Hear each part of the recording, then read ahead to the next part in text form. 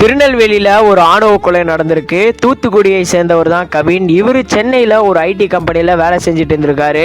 இவரு ஸ்கூல்ல இவ கூட படிச்ச ஒரு பொண்ணை லவ் பண்ணிட்டு இருந்திருக்காரு. அந்த பொண்ணு வந்து திருநெல்வேலியை சேர்ந்தவங்க. அவங்க ஒரு டாக்டர். இவங்க ரெண்டு பேர் லவ் பண்றது அந்த பொண்ணுடைய வீட்டுக்கு தெரிய வந்திருக்கு. ஆனா அந்த பொண்ணுடைய வீட்டுல அவன் வேற கேஸ்ட், அதனால நம்மளுக்கு செட் ஆகாது அப்படின்னு சொல்லியிருக்காங்க. அந்த பொண்ணுடைய அப்பா அம்மா ரெண்டு பேருமே போலீஸ். இருந்தாலும் அவங்க கேஸ்ட் பார்த்துட்டு இருந்திருக்காங்க.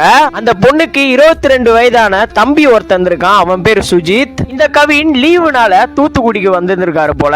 அவங்க அம்மாக்கு உடம்பு சரியில்லைன்னு அந்த பொண்ணுடைய ஹாஸ்பிட்டலுக்கே கூட்டு போறான். அந்த இடத்துல அந்த பொண்ணுடைய தம்பி சுஜித் வேற வரான். வந்துட்டு கவின் கிட்ட பேசிட்டு இருக்கான். நீங்க உங்க லவ் எங்க வீட்டுல வந்து பேசுங்க அப்படின்னு சொல்லிட்டு சுஜித் வந்து கவின் கிட்ட சொல்றான். அதுக்கப்புறம் கவின் வந்து சுஜித் கூட போறாரு. போயிட்டு இருக்கும் போதே ஒரு இடத்துல நிறுத்திட்டு மறைச்சு வச்சிருந்த கத்தியால கவினை வெட்டுறான். வெட்டிட்டு அவன் போலீஸ் ஸ்டேஷன்ல போய் சரணடைஞ்சிடறான். கவின் வந்து ஒரு ஐடில வேலை செய்யறவரு.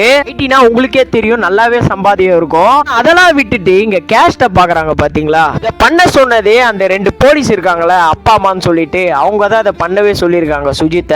இந்த நியூஸ் சேனல் கமெண்ட்ஸ் எல்லாம் நான் போய் பார்த்தேன். அதுல சில தற்கூறிங்க இந்த ஆணவ கொலையை சப்போர்ட் பண்ணிட்டு இருக்கானுங்க. இப்படி எல்லாம் இருந்தீங்கன்னா சத்தியமா நாடு முன்னேறாதுரா. ஜாதி ஜாதின்னு சொல்லிட்டு இந்த ஜாதியை புடிச்சு தொங்கிட்டு இருக்கானுங்க.